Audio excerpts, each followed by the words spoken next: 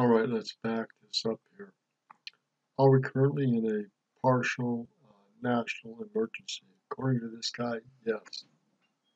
And this is the second source that talks about major arrests coming after the 15th of February.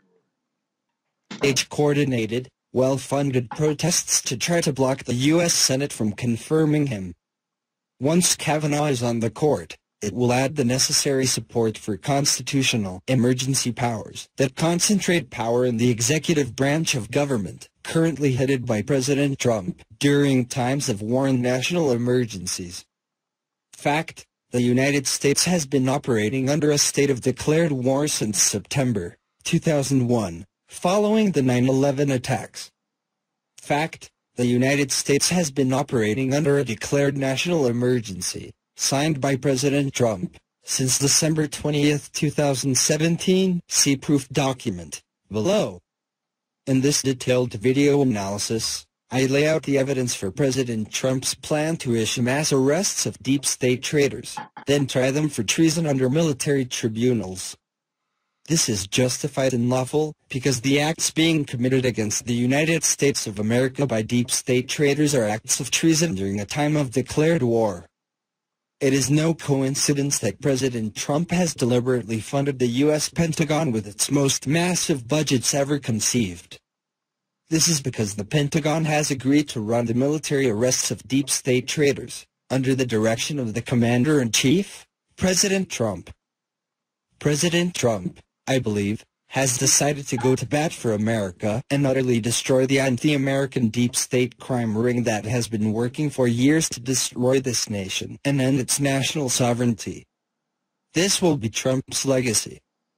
He may not even run for re-election after 2020, since his entire plan to arrest the traitors and restore the rule of law in America will require him to step aside once certain goals are accomplished. See detailed explanation below. Now we must remember that this is going to take time. It may easily take 4 to 6 years to get this really going. And then after he leaves office, and he's already announced that he's going to run for office in 2020. So I believe he's going to see this thing through for 4 to 6 years, and there's a lot of work that has to be done.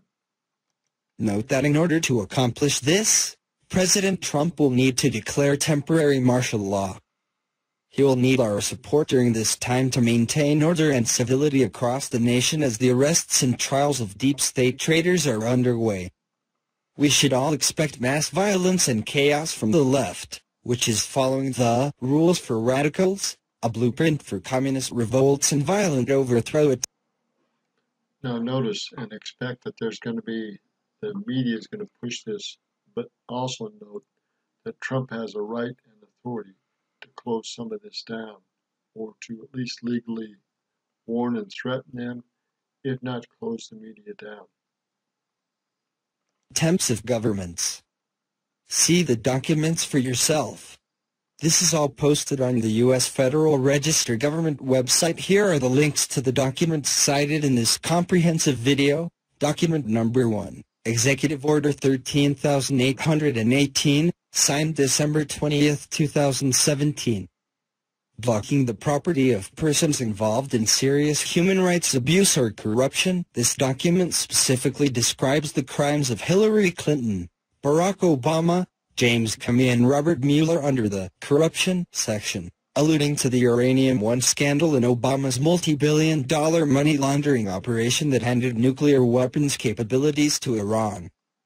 It says that the executive order targets any foreign person determined by the Secretary of the Treasury, in consultation with the Secretary of State and the Attorney General, to be a current or former government official, or a person acting for or on behalf of such an official, who is responsible for or complicit in, or has directly or indirectly engaged in corruption, including the misappropriation of state assets, the expropriation of private assets for personal gain, corruption related to government contracts or the extraction of natural resources, or bribery.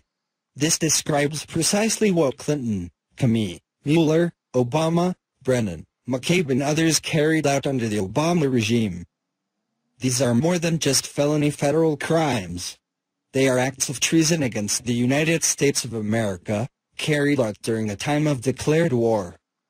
From that document, here is President Trump's declared national emergency. I therefore determine that serious human rights abuse and corruption around the world constitute an unusual and extraordinary threat to the national security, foreign policy, and economy of the United States, and I hereby declare a national emergency to deal with that threat.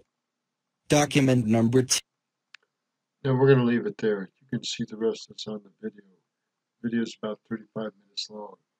It gives documentation for this stuff. So without publicly stating it, we could be working under a national emergency according to this guy's research. And that would make sense to me because that way you wouldn't have the riots and other stuff, and it's just going on behind the scenes. Remember, what is not being shown on the media is what's important. And all this stuff is going on behind the scenes. Again, this is Roger Martin from Billings, Montana. Good day.